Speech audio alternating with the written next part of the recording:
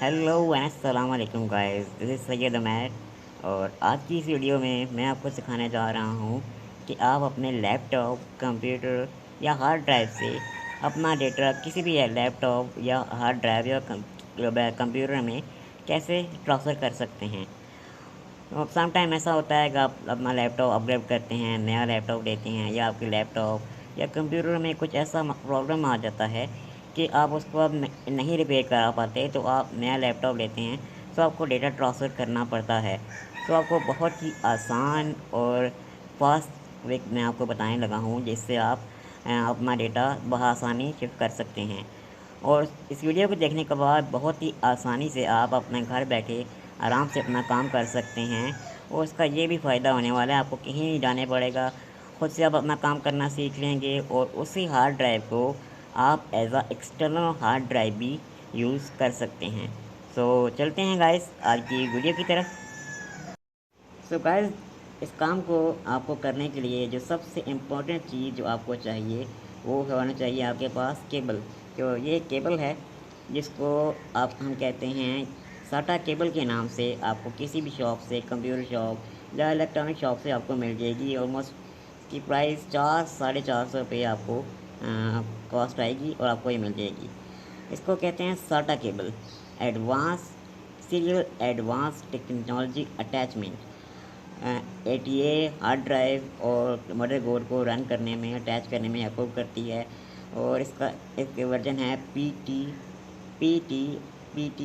ए, जो कि 90s की में यूज़ होता रहा है। इसकी इंशाल्लाह मैं आपको एक बिल्कुल कंप्लीट सेपरेट वीडियो बनाऊंगा। एटीए, पीटीए और इसकी क्या मीनिंग है, जो इसके लिए इस्तेमाल होते हैं। तो सबसे पहले मैं आपको ये केबल दिखा देता हूँ। ये देखते हैं यहाँ इसका, ये है इसकी यूएसबी केबल जो डेटा ट्रांसफ़र के लिए यूज़ की जाती है।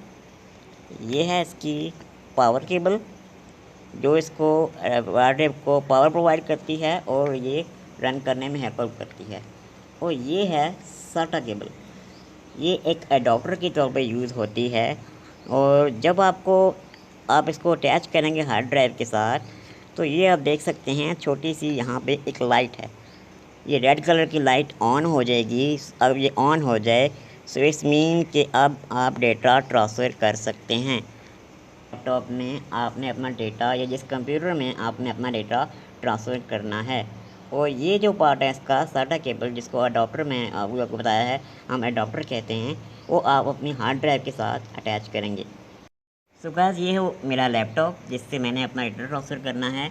अभी आपको मैं दिखाता हूँ कि आपने हार्ड ड्राइव अपनी कैसे निकालनी है और कैसे अपना प्रोसेस करना है। लेकिन इसमें सबसे अहम चीज़ जो आपने ख्याल ज़रूर रखना है कि आपने बहुत ही आराम से और केयरफुल ये प्रोसेस करना है, क्योंकि हार्ड ड्राइव एक बहुत ही सेंसिटिव चीज़ होती है। ज़रा सी मिस्टेक से आपका डेटा जो है वो करप्ट हो सकता है, आपकी हार्ड ड्राइव जो है बिल्कुल ख़राब हो सकती है। सो चलते हैं, यहाँ से आपने अपने स्क्रू ओपन करने हैं। यहाँ पे ये देख सकते हैं 1 2 3 स्क्रू लगे होंगे।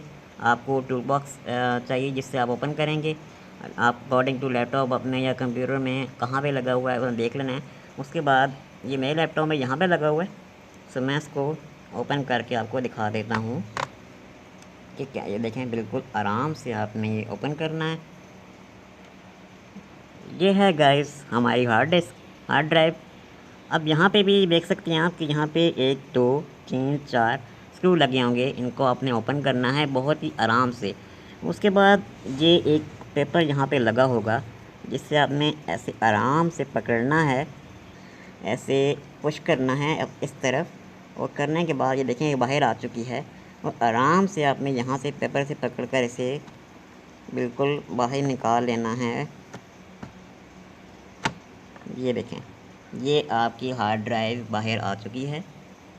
अब हम अटैच करते हैं इसके साथ साटा केबल के कैसे काम करती है और इसको क्या कहते हैं। ये देखें, ये ऐसा है, ये इसका एक कट होता है। तो ये यहाँ पे आपने इसको मैनेज करना है। तो आपने ऐसे बिल्कुल आराम से, आप देख सकते हैं कि यहाँ से अटैच करना है। ये देखें, बिल्कुल ये फुल अटैच हो चुकी है। अब हम इसको अपने दूसरे लैपटॉप के साथ अटैच करेंगे जहाँ पे हमें डेटा ट्रांसफ़र करना है। तो ये दोनों केबल्स आपने अटैच कर दी हैं। तो ये देखें कनेक्ट होते जैसे आपको मैंने बताया था, इसमें एक रेड लाइट मौजूद है। यहाँ पे आप देख सकते हैं इसकी रेड लाइट, और बाकायदा आप हाथ लगा कर चेक करें तो इसकी आवाज़ आपको या फील होगा आपको कि हार्ड डिस्क जो है आपकी हार्ड ड्राइव रन कर रही है। सो अब मैं आपको दिखाता हूँ आपको डेटा कैसे ट्रांसफ़र करना है। उसके बाद गाइस आप अपना पीसी पे जाते हैं और ये देखें, ये आप देख सकते हैं कि सिमिलर वही ड्राइव शो हो रही हैं मेरे पास जो पहले वर्ल्ड लैपटॉप में शो हो रही थी। ये इसकी 3 ड्राइव थी, सॉफ्टवेयर, पिक्चर्स एंड वर्क। सो इसमें से मैंने डेटा अपना ट्रांसफ़र कर लिया था, मैंने एक ड्राइव में छोड़ा है आपको प्रोसेस दिखाने के लिए। सो इसको हम ओपन करते हैं, वर्क फोल्डर, ये देख सकते हैं इसमें जितना मेरा काम था, जितना मेरा प्रीवियस डिज़ाइन थी, सारी चीज़ें मौजूद हैं। अब आपको करना ये है कि अगर आप चाहते हैं कि सारा कर लें, सो कंट्रोल ए प्रेस करेंगे, सो ये सारे फोल्डर आपके सेलेक्ट हो जाएंगे और इसको आपने कट करना है, कॉपी करना है, इट टोटली डिपेंड्स आप पे है आप कैसे करते हैं। सो मैं अपना डेटा आपको कट करके दिखाता हूँ। सो मैं अपना डेटा इसमें अपने न्यू लैपटॉप में शिफ्ट करता हूँ, ये मैंने पेस्ट कर दिया। तो ये इसने प्रोसेस अपना स्टार्ट कर दिया है गाइस।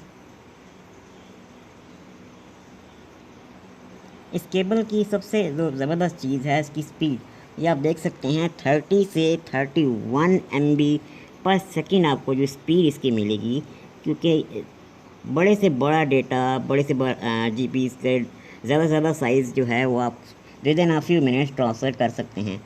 अब ये देखें ट्रांसफ़र हो रहा है डेटा।